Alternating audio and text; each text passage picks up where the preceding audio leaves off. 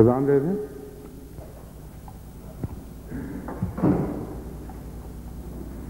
اللہ اکبر اللہ اکبر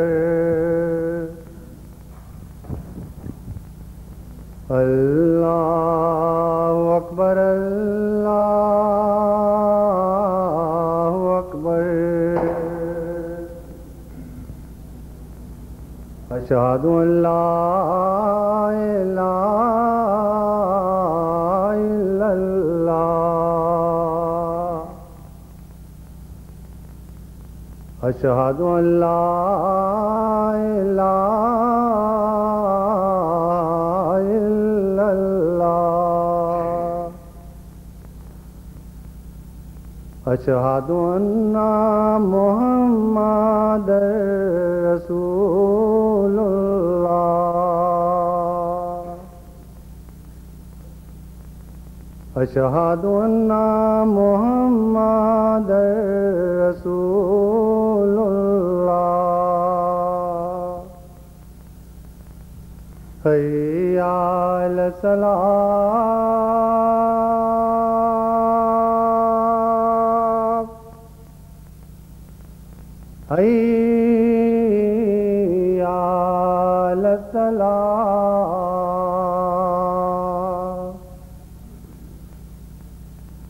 حی علی الفلاح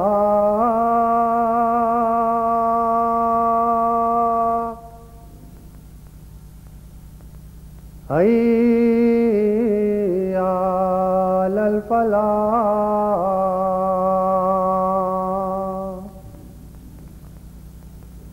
اللہ اکبر اللہ اکبر لا الہ الا اللہ.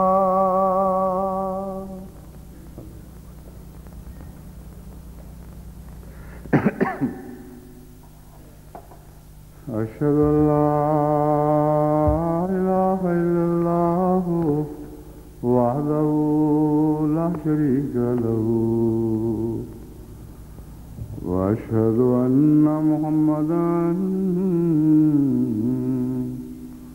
عبدہ ورسولہ اما بعد فاعوذ باللہ من الشیطان الرجیم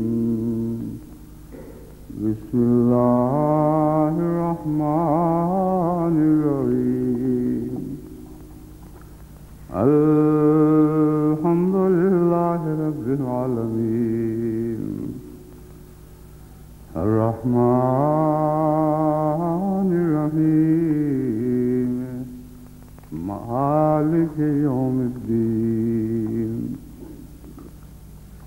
ایاک نعبد و ایاک نستعین اهدنا الصراط المستقيم صراط الذين أنعمت عليهم غير المغضوب عليهم ولا الضالين.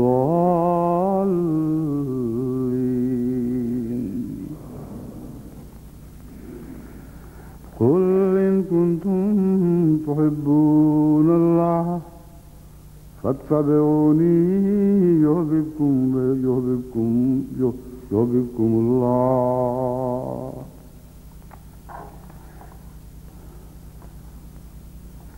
آج میرا خیال تھا کہ محبت الہی کے تعلق میں ہی ایک اس مضمون کو جو میں پہلے شروع کر چکا ہوں آگے بڑھاؤں گا، لیکن بیچ میں کچھ اور باتیں بھی پیدا ہو جاتی ہیں. مثلاً مجھے مرکز سے یہ اطلاع ملی ہے کہ ہمارا مالی سال پہلا مالی سال ختم ہو کر دوسرا شروع ہو رہا ہے، اور نئے سال کے آغاز کا اعلان جولائی کے پہلے ہفتے ہی میں کیا جاتا ہے.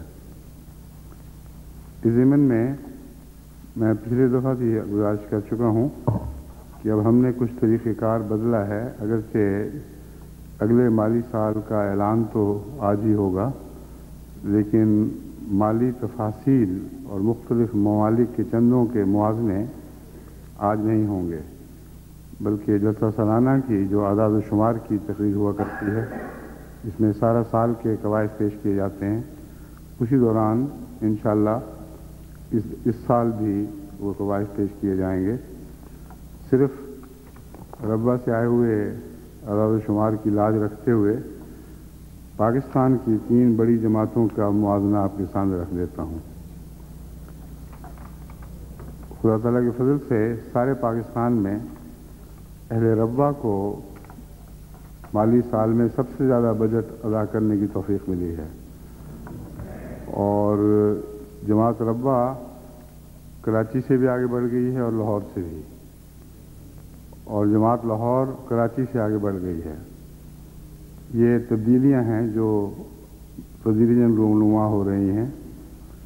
جو پیچھے رہ جانے والی جماعتیں ہیں ان کو اپنی فکر کرنی چاہیے، مگر جہاں تک نیکی کی دوڑ کا تعلق ہے، اس میں جو بھی آئے وہ خدا ہی کا گھوڑا ہے جو اول آ رہا ہے۔ وہ 1 کہہ لیں یا 2 کہہ لیں یا 3 کہہ لیں، مگر ہیں تو سب خدا ہی کے گھوڑے، سب پر خوشی ہوتی ہے۔ وہ جو مثال عرب گھوڑوں والی میں نے پہلے بھی آپ کے سامنے رکھی، غالباً اس سے پہلے 2-3 دفعہ اس کا ذکر کر چکا ہوں، مگر ہے بہت پیاری، اور چندوں کے مقابلوں کے تعلق میں وہ بیان کر دی جائے تو دلوں میں ایک تحریک پیدا ہو سکتی ہے۔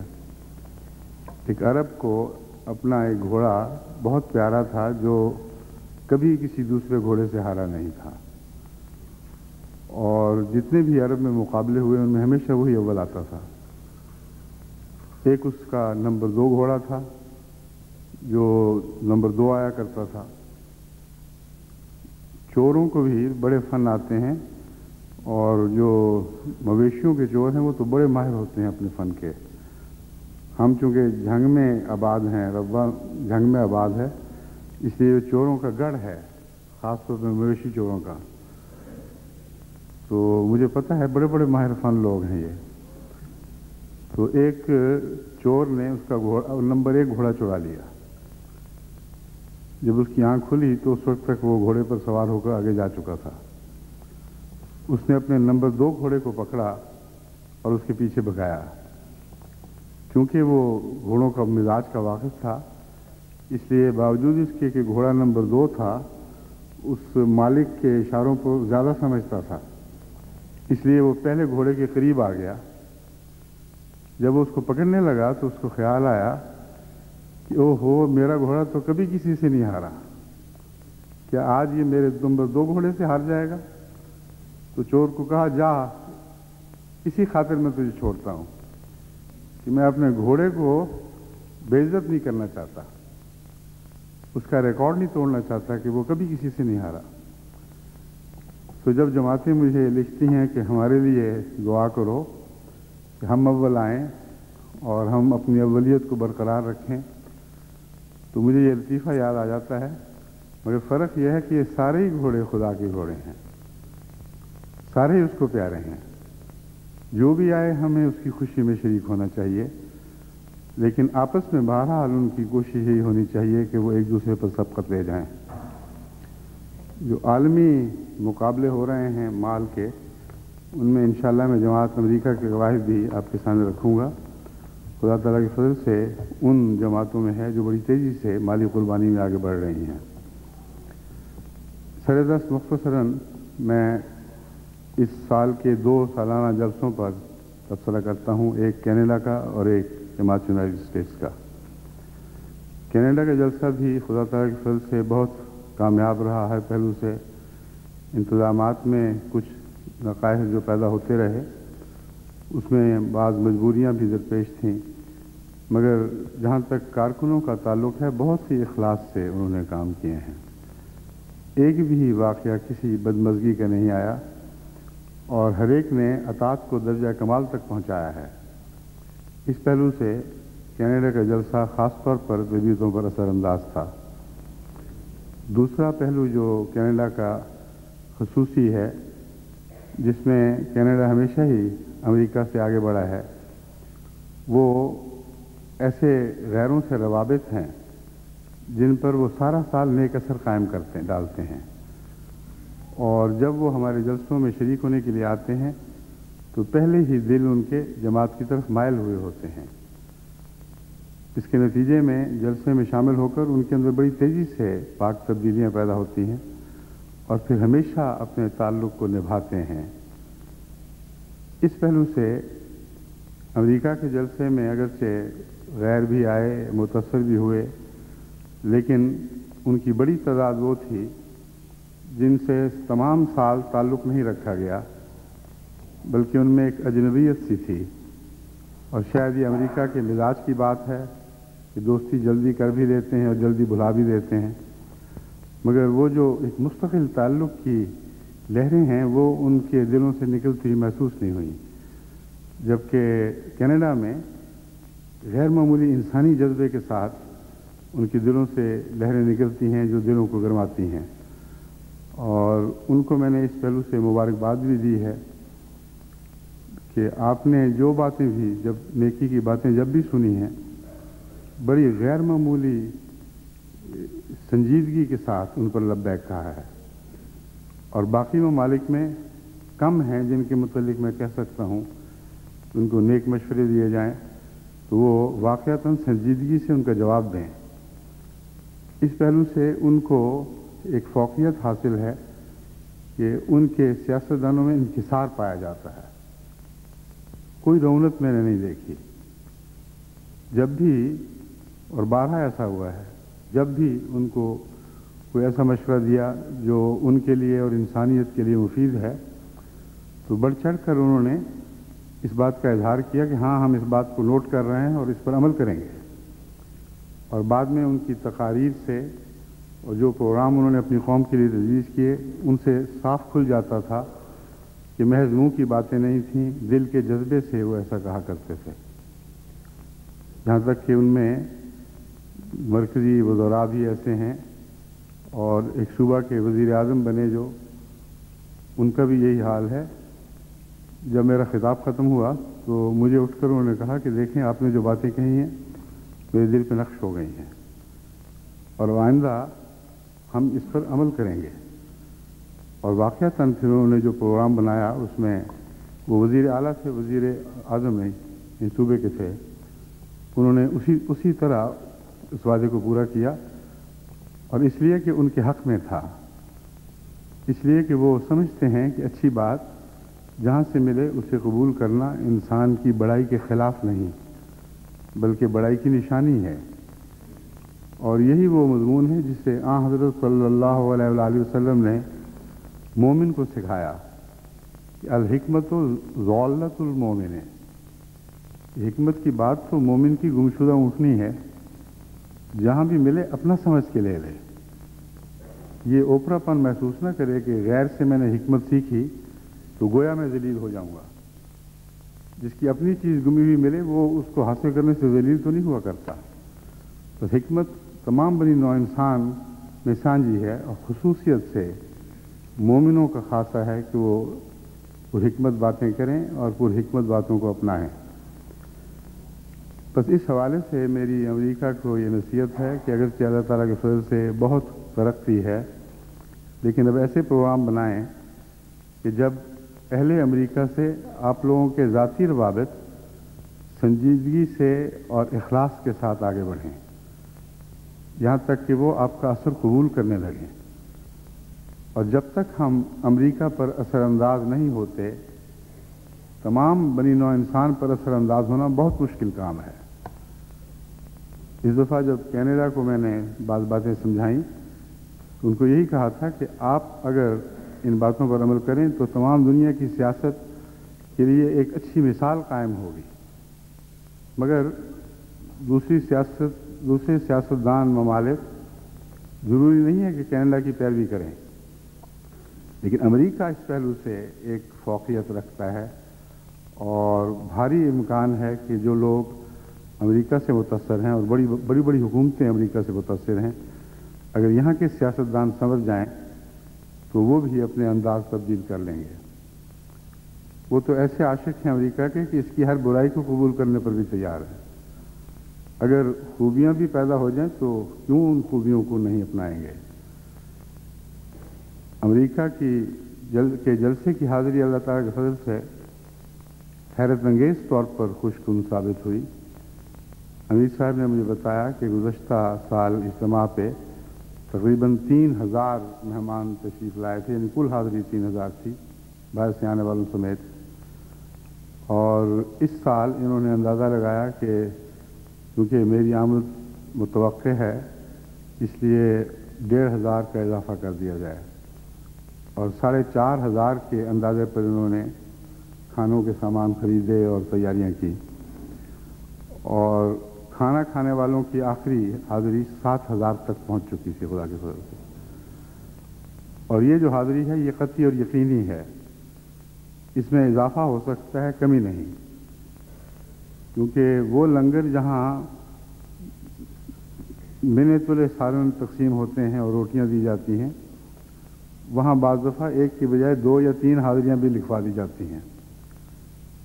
بعض ہمارے زمیندار بہت کھانے والے بھی ہیں، وہ 5-5 6-6 حاضریاں لکھوا کر اپنا پیٹ بھرتے تھے۔ یہ گناہ نہیں تھا، وہ کہتے تھے تمہاری 2 روٹیوں ہمارا کیا بنے گا، اس لیے 7 آدمی کا کھانا دو تو پھر ہمارا پیٹ بھرے گا، تو ہم دے دیتے تھے، مگر تعداد بڑھ جایا کرتی تھی، اور ہمیشہ یہ خطرہ رہتا تھا کہ جو تعداد لنگر کی پرچی کی ہے اصل مہمانوں کی اس سے کم ہوگی۔ لیکن یہاں تو کوئی ایسا سوال نہیں، یہاں برعکس صورت ہوتی ہے، بعض دفعہ مہمان یہاں کھانا نہیں کھاتے، ان کے اپنے انتظامات ہوتے ہیں، وہاں چلے جاتے ہیں، تو اس پہلو سے بہت ہی خوشکن حاضری تھی۔ 7000 کی حاضری امریکہ کے لیے ایک نیا سنگ میل ہے۔ اللہ تعالیٰ آپ کو ہمیشہ اسے اور آگے بڑھانے کی توفیق بخشے، اور آگے بڑھانے میں یاد رکھیں تبلیغ کے ذریعے آگے بڑھیں، پیدائش کے ذریعے تو اب بڑھتے ہی ہیں، جو نہیں بڑھتے ان کو میں ملاقات کے دوران سمجھا دیتا ہوں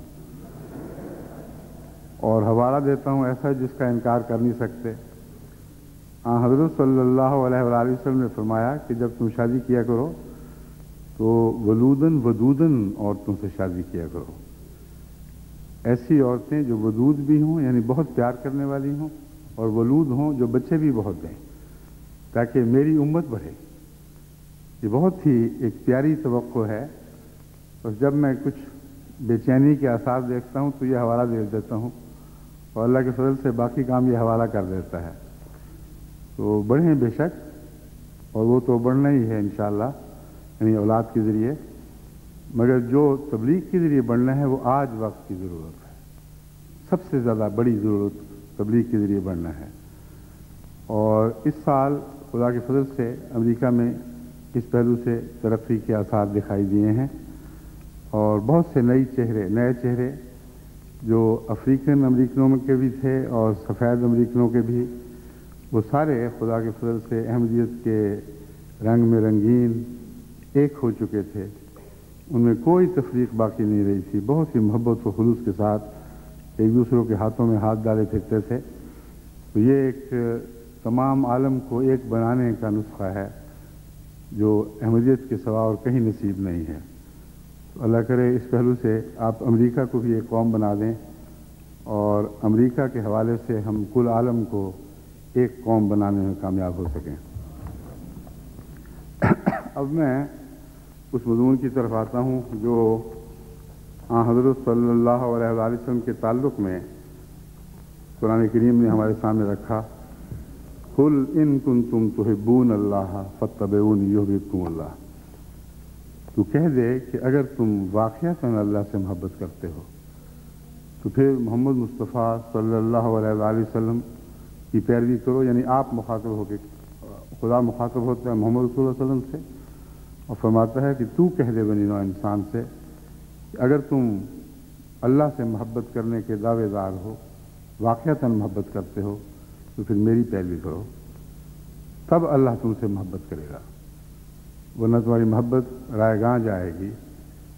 بس حضرت صلی اللہ علیہ وآلہ وسلم کے حوالے سے اللہ کی محبت کو سمجھنا ہمارے لیے ضروری بھی ہے، اور اس محبت کو نہایت ہی آسان اور لطف بنا دینے والا ہے۔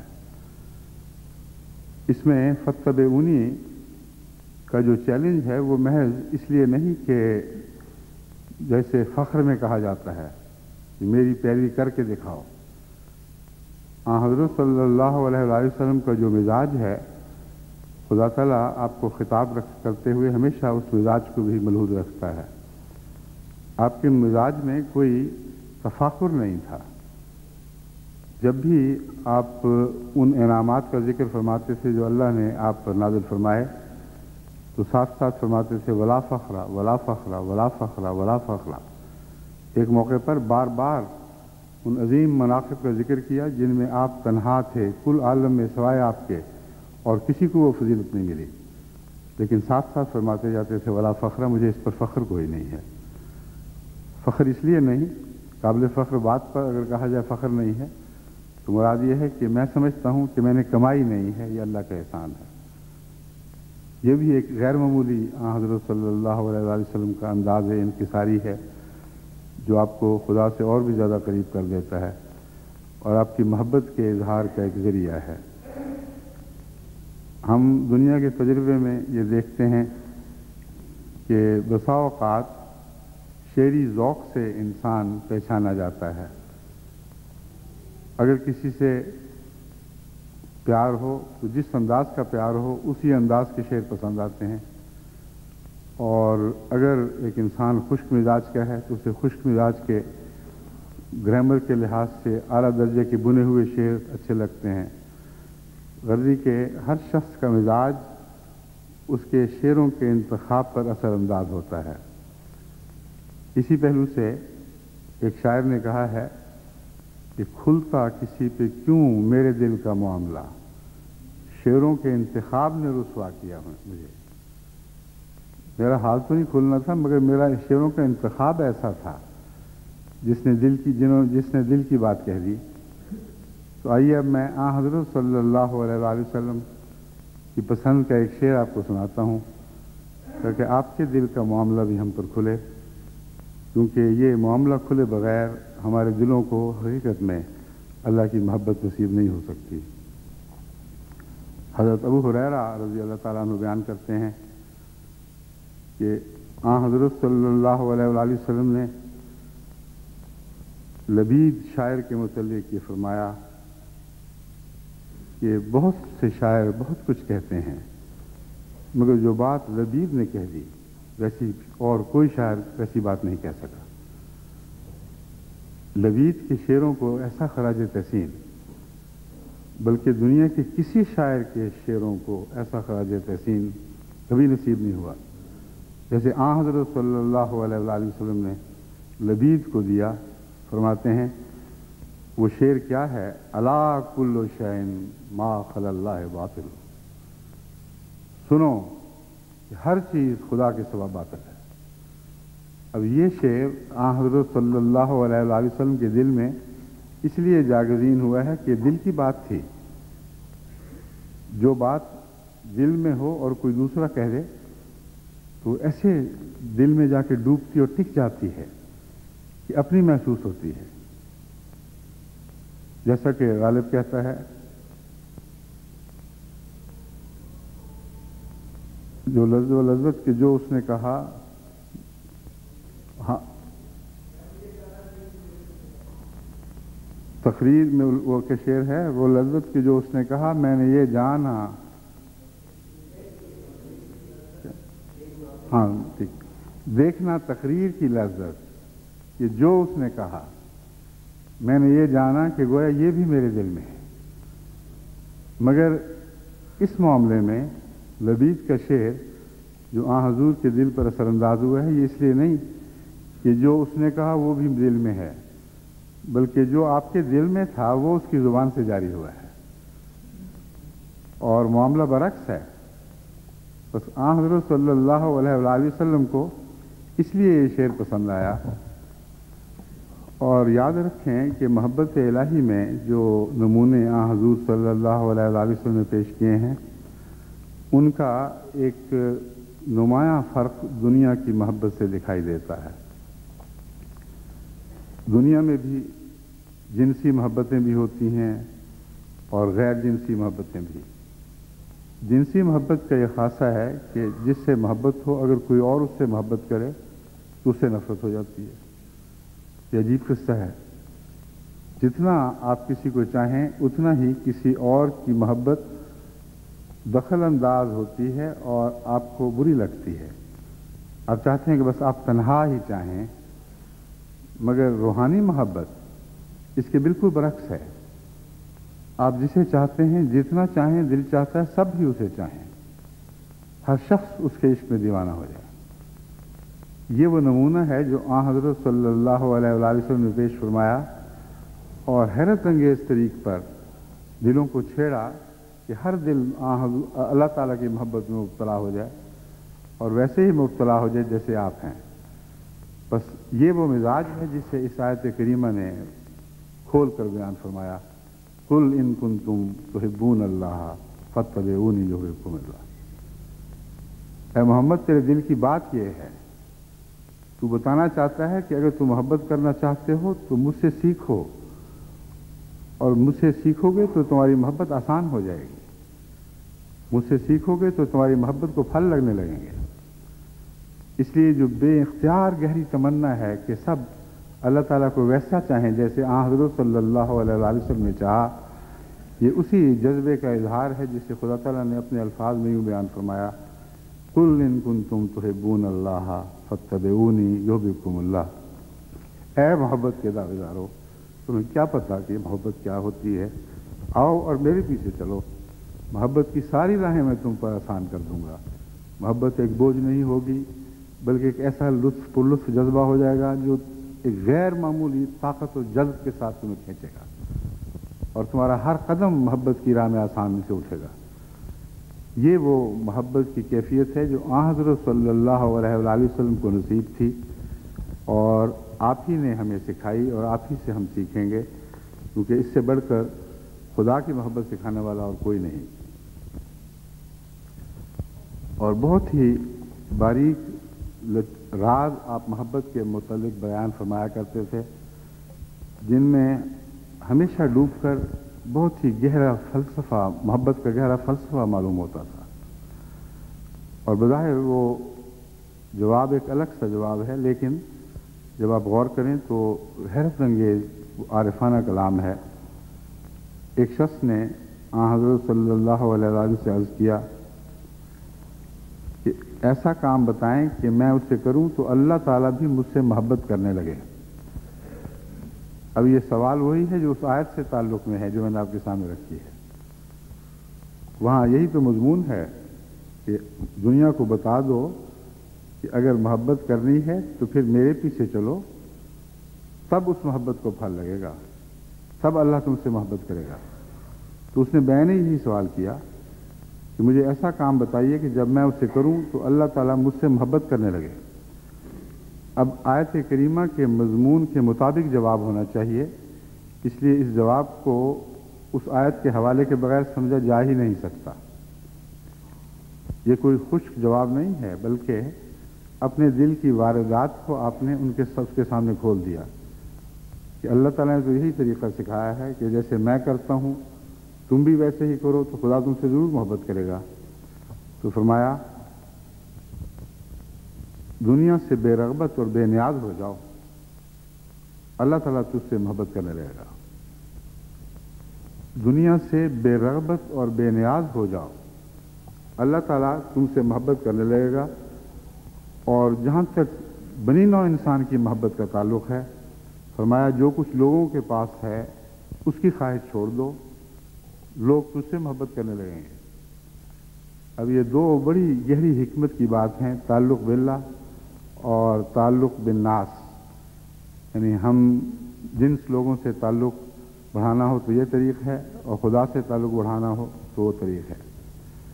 خدا کے تعلق میں یہ نہیں فرمایا کہ جو خدا کا ہے اسے مانگنا چھوڑ دو، اس کی حرص ترک کر دو، بلکہ وہاں کچھ اور بات فرمائی ہے جس کی طرف میں واپس آتا ہوں. بنی نوع انسان کے پاس جو کچھ ہے اس کی حرص چھوڑ دو. اور یہ خدا اور بنی نوع انسان کے رجحانات کے اندر جو نمایاں فرق ہے یہ اس کو ظاہر کرنے والی بات ہے. اگر آپ کی نظر کسی کی دولت، کسی کے محل، کسی کے مکان، کسی کی عورت پر لگ جائے تو وہ ہمیشہ آپ کے خلاف نفرت کے جذبات پیدا کرے گی، کیونکہ انسان فطرتاً کنجوس ہے اور یہ پسند نہیں کرتا کہ اس کی چیز پر کسی اور کی نظر لگ جائے۔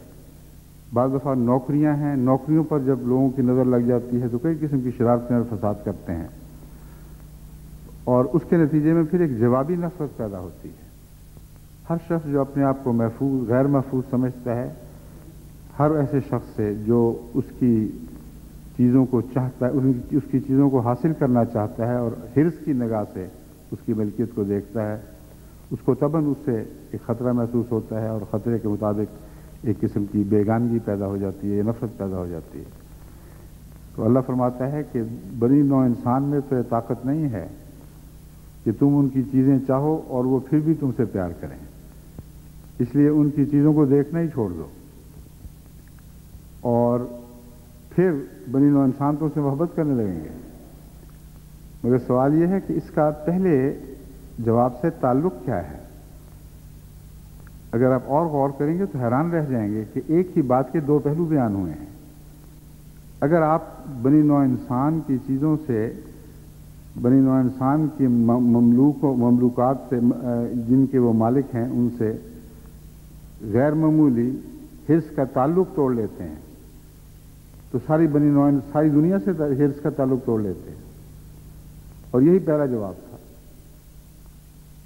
کہ تم دنیا سے حرص کا تعلق توڑ لو، بے نیاز ہو جاؤ، تو خدا تمہارا ہو جائے گا، وہ تم سے پیار کرنے لگے گا۔ لیکن وہ تعلق توڑنا جو ہے، اس کی ترکیب یہ ایسی بتائی کہ انسان بھی محبت کرنے لگے اور خدا بھی محبت کرنے لگے۔ سوال چھوٹا سا تھا لیکن جواب بہت عظیم ہے۔ سوال میں ایک دائرے کی محبت پوچھی گئی تھی، جواب میں ہر دائرے کی محبت شامل فرما دی گئی، اور بنی نوع انسان سے تعلق توڑنے کا نہیں کہا۔ یہ ایک اور حکمت کی بات ہمیں سمجھائی گئی۔ یہ نہیں فرمایا کہ بنی نوع انسان سے تعلق توڑ لو تو خدا تمہارا ہو جائے گا۔ جو بنی نوع انسان سے تعلق توڑتے ہیں خدا ان کا نہیں ہوا کرتا۔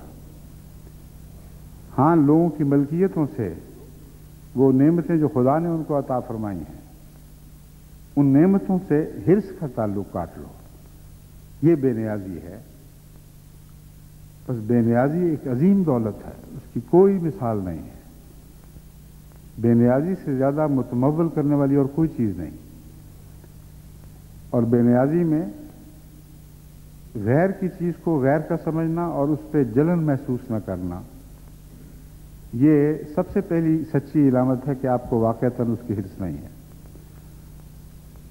اب جتنے بھی دنیا میں شریکیں ہیں اور شریکوں کے مقابلوں کی مصیبتیں دنیا میں پڑی ہوئی ہیں، قوموں کو قوموں سے ایک قسم کی جلن پیدا ہو جاتی ہے، حسد پیدا ہو جاتا ہے، انسانوں کو انسانوں سے، عورتوں کو عورتوں سے، مردوں کو مردوں سے، بچوں کو آپس میں جلن و حسد، اور اس سب کی بنیادی وجہ وہی ہے جو اس حدیث میں بیان ہوئی ہے کہ وہ لوگ جو ایک دوسرے کی چیزوں کو حرص سے دیکھتے ہیں، وہ تبھی حرص سے دیکھتے ہیں، وہ سمجھتے ہیں کہ ان کے پاس ہے، ہمارے پاس نہیں ہے، اور جتنی ہم چاہتے ہیں وہ ہمارے پاس نہیں، وہ اس کے پاس ہے۔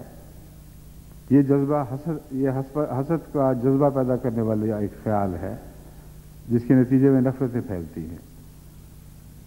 اور اگر ہر شخص کو یہ یقین ہو جائے کہ جو کچھ میرا ہے وہ میرا ہے اور میرا بھائی اس کو پسند کرتا ہے، اس پہ غصہ نہیں کرتا، تو وہ اس سے ضرور محبت کرے گا۔ اور یہ روزمرہ کا تجربہ ہے۔ اگر ایک انسان کسی بھائی کی دولت پر، اس کے اچھے مکان پر، اس کے اچھے مویشیوں پر، اس کے اچھے فن پر، اس کے ذوق و ادب پر خوش ہوتا ہے، تو ثابت ہوگا کہ اس کو اس سے کوئی حسد نہیں ہے، اور یہ اس حدیث کا مضمون اس کو پوری طرح صادق آئے گا کہ تم تمام انسانوں کی مملوکات سے جو کچھ خدا نے ان کو عطا فرمایا ہے، ان سے اس حد تک بے نیاز ہو کہ ان کو جو خدا نے نعمتیں بخشی ہیں اس سے تمہیں تکلیف نہ پہنچے کوئی، بلکہ خوشی نصیب ہو۔ بس اپنے جب کوئی چیز حاصل کرتے ہیں تو دیکھیں آپ کتنا خوش ہوتے ہیں۔ ایک بچے کو کامیابی نصیب ہو گئی، سارا گھر خوش ہو جاتا ہے۔ ایک عزیز نے کوئی بڑی نوکری حاصل کر لی، سارا گھر خوش ہو جاتا ہے۔ کسی کو کوئی اعزاز مل جائے تو سارا گھر خوش ہو جاتا ہے۔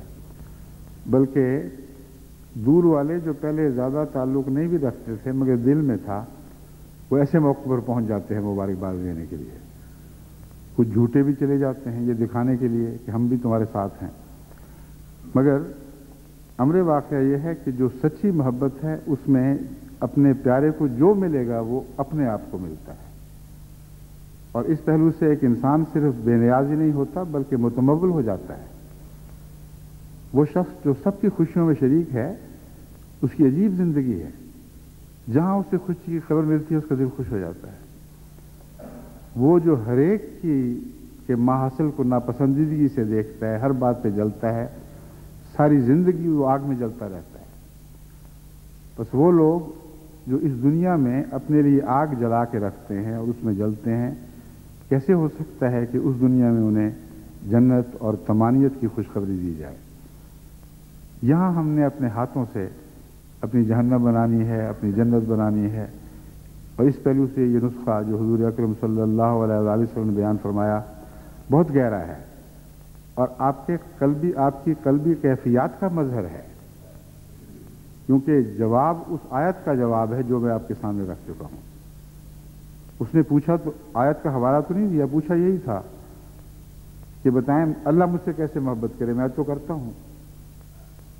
تو اپنے دل کی کیفیات ہیں جو کھولی ہیں، جس کا مطلب ہے کہ آن حضرت صلی اللہ علیہ وسلم اپنے غلاموں کی ہر کامیابی پہ خوش ہوتے تھے اور اپنے غلاموں کی کسی کامیابی پر آپ کو کوئی تکلیف نہیں ہوتی تھی، بلکہ آن حضرت صلی اللہ علیہ وسلم کا جو قلبی احساس تھا اس میں تمام صحابہ کو جو کچھ ملتا تھا اس احساس میں ایک لذت کا جذبہ پیدا کر دیتا تھا۔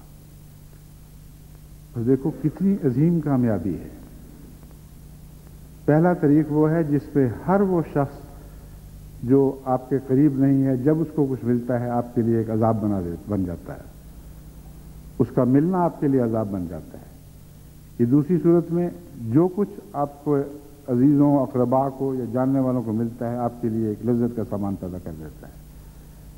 تو یہ وہ چیز ہے جو اس دنیا میں ایک جنت بنا دیتی ہے اور زندگی کو کتنا آسان کر دیتی ہے۔ اب اسی بات کو پہلے جواب کے پہلے حصے کے تعلق میں ہم مزید دیکھتے ہیں۔ فرمایا کہ اگر تم دنیا سے بے نیاز ہو جاؤ تو اللہ تم سے محبت کرنے لگے گا۔ سوال یہ ہے کہ کس دنیا سے بے نیاز ہو جو اللہ کی دنیا ہے؟ اس سے تو بے نیازی ممکن نہیں ہے۔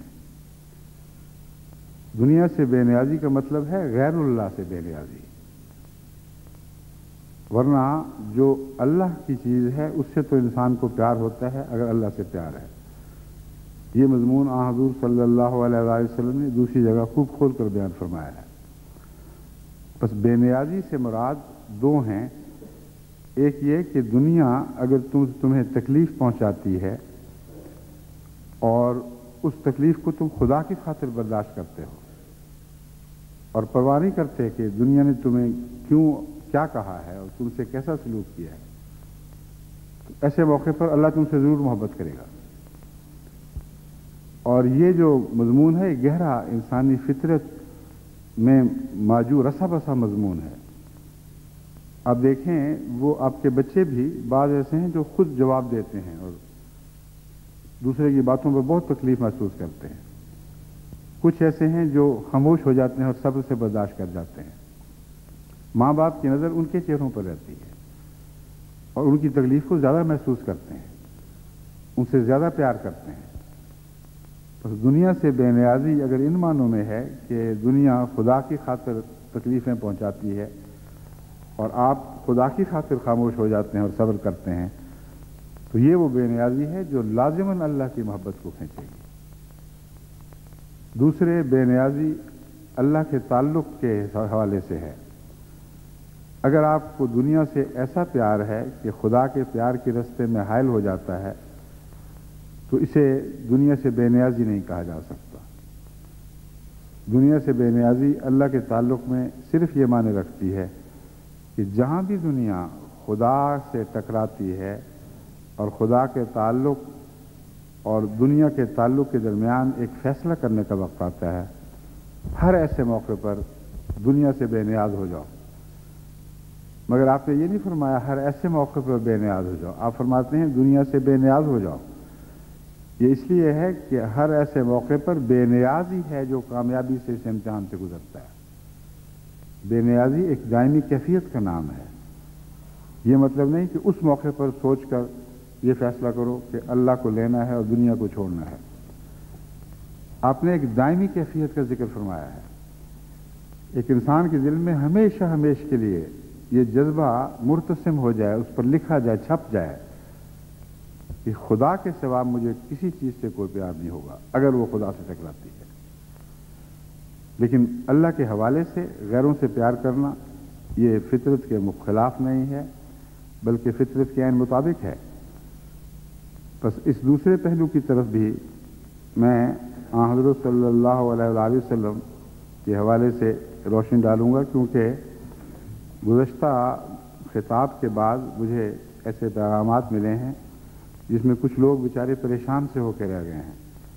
کہتے ہیں آپ نے تو کہا ہے اور قرآن و حدیث کے حوالے سے کہا ہے کہ خدا کی محبت اور سب کچھ باقی غیر فانی جھوٹ ہے، سب قصہ ہے، اس کے سوا کچھ بھی باقی نہ رہے۔ تو ہمیں تو اپنے ایمانوں پر شبہ پڑ گیا ہے۔ ہم تو اپنے ماں باپ سے بھی محبت کرتے ہیں، اپنے پیاروں سے بھی محبت کرتے ہیں، بیویاں خاوندوں سے محبت کرتی ہیں، خاوند بیویوں سے کرتے ہیں۔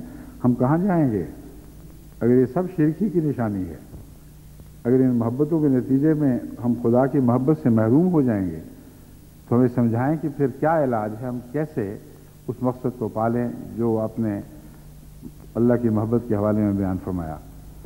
تو میں پھر اس مضمون کی طرف لوٹوں گا، مگر سر دست میں آپ کو یہ بتانا چاہتا، ایک حدیث آپ کے سامنے رکھتا ہوں جو ایک بہت ہی گہرا اثر کرنے والی حدیث ہے، دل کے اوپر ایک غیر معمولی دل پہ قابض ہو جاتی ہے، اور لیکن یہ ایک ایسی حدیث ہے جسے سمجھنا آسان بھی نہیں ہے، کئی غلط فہمیاں بھی ہو سکتی ہیں۔ حضرت عمر رضی اللہ تعالیٰ عنہ سے روایت ہے کہ حضرت صلی اللہ علیہ وآلہ وسلم کے پاس کچھ جنگی قیدی لائے گئے جن میں عورتیں بھی تھیں اور بچے بھی تھے۔ ان عورتوں میں سے ایک عورت جس کسی بچے کو دیکھتی اس کو دودھ پلانا شروع کر دیتی، اسے محبت کا اظہار کرتی، اور لوگ سمجھتے تھے کہ دیوانی ہو گئی ہے۔ اس کیفیت کو جب دیکھا تو حضرت صلی اللہ علیہ وآلہ وسلم نے ہمیں فرمایا، اس کا قصہ یہ تھا کہ اس کا بچہ کھویا گیا تھا، اور چونکہ بچے سے پیار تھا اس لیے اس کے حوالے سے ہر بچے سے پیار ہو گیا، ہر بچہ اپنا دکھائی دینے لگا۔ اور یہی مضمون ہے جو ایک عرب شاعر نے اس حوالے سے بیان کیا ہے کہ میرا بھائی جس مقام پر دفن ہے وہ اگرچہ الگ مقام ہے، لیکن مجھے تو جہاں بھی کوئی قبرستان دکھائی دیتا ہے اس کا نام وہی لگتا ہے جو میرے بھائی کے مدفن کی جگہ کا نام ہے۔ میں ہر قبر پر اسی طرح گریہ ازاری کرتا ہوں جیسے اپنے بھائی کی قبر پر گریہ ازاری کرتا تھا، کیونکہ یاد رکھو کہ ایک غم دوسرے غم کو ابھار دیا کرتا ہے، ایک محبت دوسری محبت کو چھیڑ دیتی ہے۔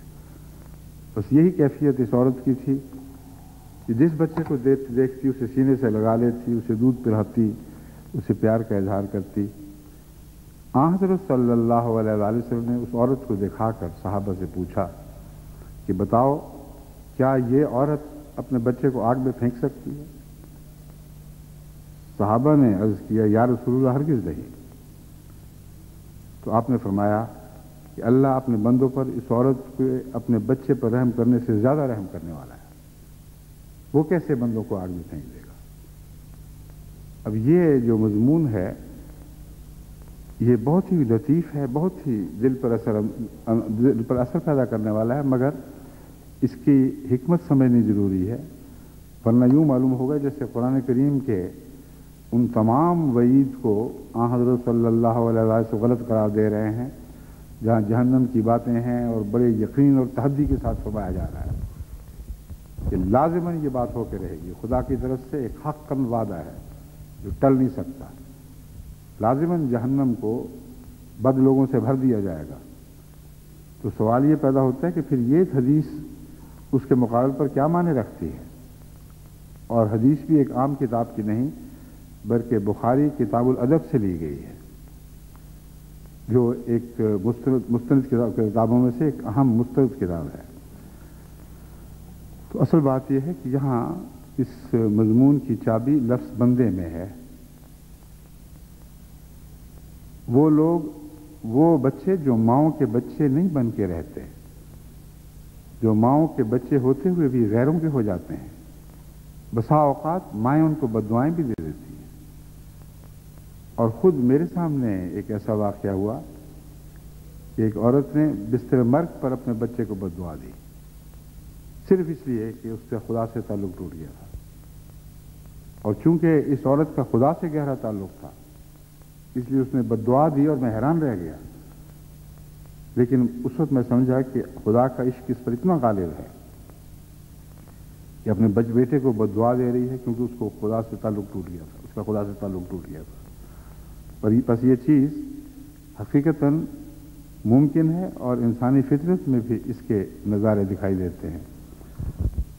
بس اللہ تعالیٰ نے اپنے بندوں کا بیان کرتے ہوئے شیطان کے ساتھ ایک گفتگو کو ایک تمثیل کے طور پر پیش فرمایا ہے۔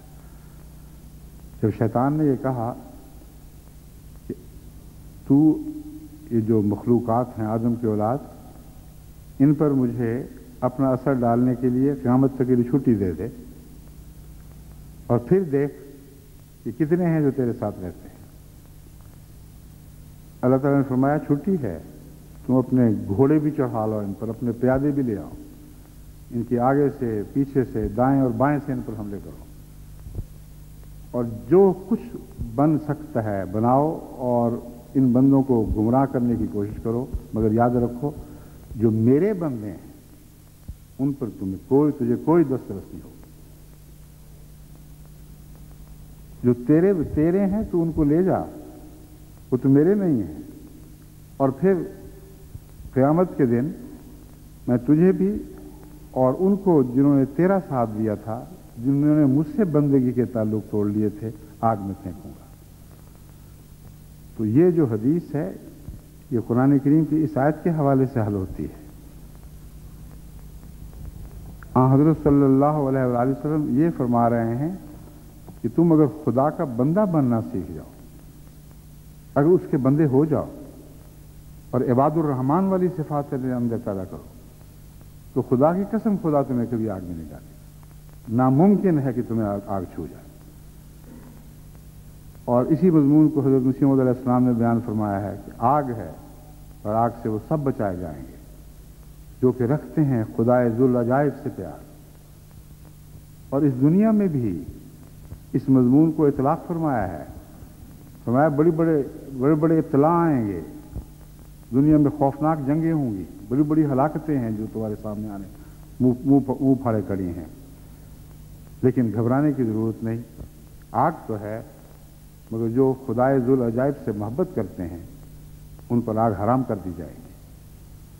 بس اس دنیا کی جہنم سے بچنے کا بھی وہی طریق ہے جو اس حدیث میں بیان ہوا، اور اس دنیا میں جو بعد میں آنے والی ہے اس کی جہنم سے بچنے کا بھی یہی طریق ہے کہ ہم اللہ کے بندے بن جائیں۔ اور بندہ بنے بغیر یہ توقع رکھنا کہ خدا کا رحم غالب ہے، یہ حماقت ہے، کیونکہ قرآن کریم نے اس مضمون کو خوب کھول کر الگ الگ بیان فرما دیا، اس میں کوئی جذباتیت نہیں، گہرے حقائق ہیں جو قرآن اور احادیث ہمارے سامنے رکھتے ہیں۔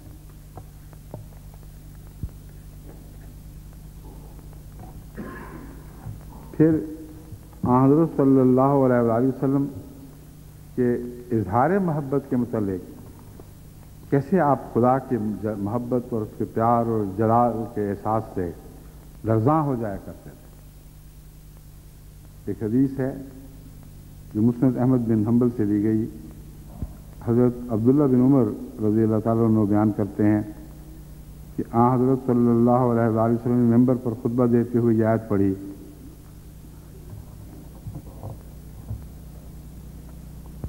वस्समावात व मत्वियात बियमीनिह सुब्हानहु व तआला अम्मा युश्रिकून, कि आसमान उसके दाहिने हाथ में लिपटे हुए हैं, ये लपेटे जाएंगे, पाक है वो उन बातों से जो वो उसका शरीक ठहराते हैं।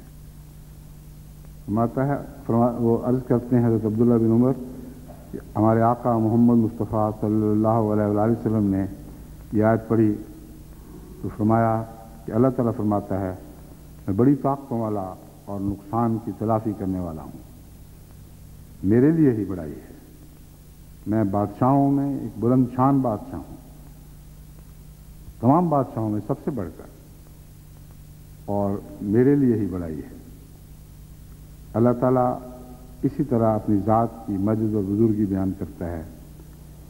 हज़रत सल्लल्लाहु अलैहि वसल्लम खुदा के मजद और बुजुर्गी के इस बयान को इस तरह दोहराने लगे और ऐसे वजद में आए कि रावी बयान करता है कि सारा मिंबर लरज़ने लगा और इस क़ुव्वत और शान के साथ, इस गहरे जज्बे इश्क के साथ आप अल्लाह ताला की बड़ाई बयान करने लगे और यही फिक्र बार बार दोहराने लगे कि हमें डर था कि मिंबर उस लर्जिश से टूट कर कहीं आपको भी साथ में ले गिरे। ये वो कैफियत थी जो बनाए नहीं बना करती, एक बेख्तियार कैफियत है। बस इस पहलू से अगर हम अपनी मोहब्बत को जांचना चाहें तो देखना यह है कि क्या अल्लाह के जिक्र पर हमारे दिल पर एक ज़लज़ला तारी होता है कि नहीं, क्या हमारे बदन और रूए रूए में खुदा का प्यार दौड़ने लगता है या नहीं। और अगर ऐसा नहीं है और वो जिक्र महज एक जिक्र है जो ज़ुबान पर जारी होकर दूसरे कानों तक तो पहुंचता है मगर दिल तक नहीं पहुंचता, तो फिर ये मोहब्बत नहीं है। इसका जो चाहे नाम रख लें, ये मोहब्बत नहीं। खुदा का नाम तो इतना प्यारा नाम है कि जब वो मोहब्बत करने वाले के दिल पर पड़ता है तो उससे बड़ी म्यूजिक और कोई नहीं, उससे आला दर्जे का पुरसुरूर नगमा मुमकिन नहीं है। ज़िक्र इलाही अपनी ज़ात में एक ऐसा नगमा है जिसकी कोई मिसाल दुनिया के नगमों में नहीं मिलती,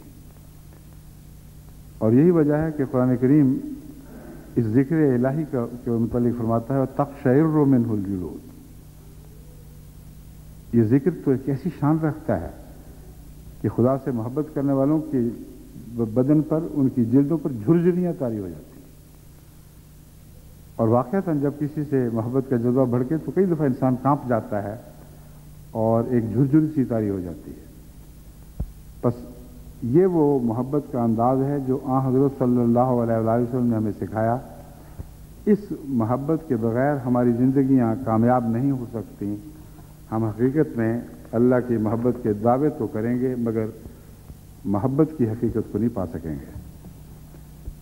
हज़रत मसीह मौऊद अलैहिस्सलाम इस मोहब्बत के इजहार को जिस तरीक़ से बयान फरमाते हैं उसकी कोई मिसाल इस ज़माने में हमें दिखाई नहीं देती।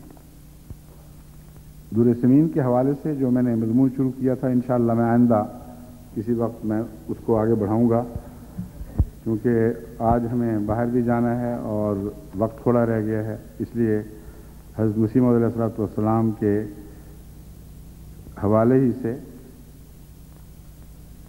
एक और नज़म से मैं ये चंद शेर आपके सामने रखता हूँ। तेरे कूचे में किन राहों से आहूँ, वो खिदमत क्या है जिससे तुझको पाऊँ। अल्लाह ताला से पूछते हैं कि बता मैं किन रस्तों से तेरे कूचे तक आऊँ, कौन सी खिदमत है जो मकबूल होगी। हज़रत सल्लल्लाहु अलैहि वसल्लम के दिल से भी यही सवाल उठते रहे जिनके जवाब कुरान में नाज़िल होते रहे। हज़रत इब्राहीम अलैहिस्सलाम के मुतालिक भी आता है, आपने अर्ज़ की रब्बना अरिना मनासिकना, ऐ अल्लाह हम चाहते हैं कि तेरी राह में वो कुर्बानियाँ पेश करें जो तुझे पसंद हैं मगर जानते नहीं कि वो क्या हैं, इसलिए तू हमें दिखा कि یہ بھی قربانی کی راہ ہے جو مجھے پسند ہے، وہ بھی قربانی کی راہ ہے جو مجھے پسند ہے، تو راہیں کھول اور پھر ان راہوں میں آگے بڑھنے کی توفیق عطا فرما۔ یہی جذبہ ہے جو حضرت مسیح موعود علیہ الصلوۃ والسلام کے دل سے اٹھتا ہے، تیرے کوچے میں کن راہوں سے آؤں، وہ خدمت کیا ہے جس سے تجھ کو پاؤں، محبت ہے کہ جس سے کھینچا جاؤں، خدائی ہے خودی جس سے جلاؤں۔ ایک ہی رستہ دکھائی دیتا ہے کہ محبت کروں اور خدا کے نام سے اپنی خودی کو جلا دوں۔ جو بے نیازی کا مضمون ہے وہ بھی محبت کے ذریعے نصیب ہو سکتا ہے، ورنہ ناممکن ہے کہ انسان دنیا سے بے نیاز ہو جائے۔ اب یہ نقطہ بھی حضرت مسیح موعود علیہ السلام نے ہمیں سمجھایا کہ حضرت صلی اللہ علیہ وآلہ وسلم جب فرماتے ہیں کہ بے نیازی کرو، تو کسی چیز سے جب تک کسی اور سے اس سے بڑھ کر محبت نہ ہو، بے نیازی نہیں ہو سکتی۔ یہ قانون قدرت ہے جو لازماً عمل درآمد ہوگا، اس میں کوئی تبدیلی نہیں۔ کتنا ہی کسی سے پیار ہو، اگر وہ اس کی گستاخی کرتا ہے جس سے زیادہ پیار ہے، اس کے رستے میں حائل ہوتا ہے جس سے آپ زیادہ محبت کرتے ہیں، تو اچانک وہ بالکل بے حیثیت اور بے حقیقت ہو کے دکھائی دے گا، اس کی ساری محبت ظاہر ہو جائے گی۔ بس فرمایا خدائی ہے خودی جس سے جلاؤں، خدا کو اپنے اوپر طاری کر دوں اور اپنی نفسانیت کے ہر پہلو کو خاکستر کر دوں۔ محبت چیز کیا، کس کو بتاؤں، وفا کیا راز ہے، کس کو سناؤں، میں اس آندھی کو اب کیوں کر چھپاؤں، یہی بہتر کہ خاک اپنے اڑاؤں۔ میرے دل میں جو آندھی چل پڑی ہے اللہ کی محبت کی، کیسے چھپاؤں؟ ہاں میرا جسم خاک ہو کے اڑ جائے اس آندھی سے، تو یہ بھی مجھے منظور ہے۔ اور کاش دنیا کو پتہ تو چلے کہ محبت الہی ہوتی کیا ہے۔ بس محبت کی راہیں سیکھنی ہیں تو حضرت صلی اللہ علیہ وآلہ وسلم ہی سے سیکھی جائیں گی، اور اس دور میں اس محبت کے عنوان کو دوبارہ جس نے زندہ کیا ہے وہ حضرت اقدس مسیح موعود علیہ الصلوۃ والسلام ہیں۔ بس حضور کو دیکھنا ہے تو حضرت مسیح موعود علیہ السلام کی آنکھ سے دیکھیں، اور خدا کو دیکھنا ہے تو محمد رسول اللہ کی آنکھ سے دیکھیں۔ یہی ایک رستہ ہے جو محبت الہی پیدا کرنے والا ہے، اس کے علاوہ سب قصے اور کہانیاں ہیں۔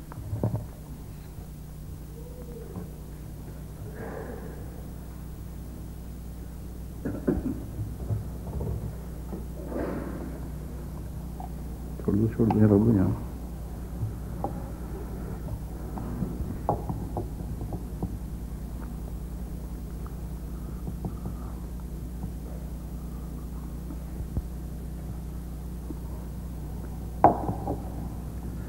الحمد لله نحمده ونستعينه ونستغفره ونؤمن به ونتوكل عليه ونعوذ بالله من شرور أنفسنا ومن سيئات أعمالنا، من يهده الله فلا مضل له ومن يضلله فلا هادي له، ونشهد أن لا إله إلا الله وحده لا شريك له، ونشهد أن محمدا عبده ورسوله۔ عباد الله رحمكم الله، إن الله يأمر بالعدل والإحسان وإيتاء ذي القربى وينهى عن الفحشاء والمنكر والبغي يعظكم لعلكم تذكرون۔ اذكروا الله يذكركم وادعوه يستجب لكم ولذکر اللہ اکبر۔ نمازیں جمع ہوں گی، اور نماز کے بعد ہم نے چونکہ سفر پہ جانا ہے، اس لیے دعا میں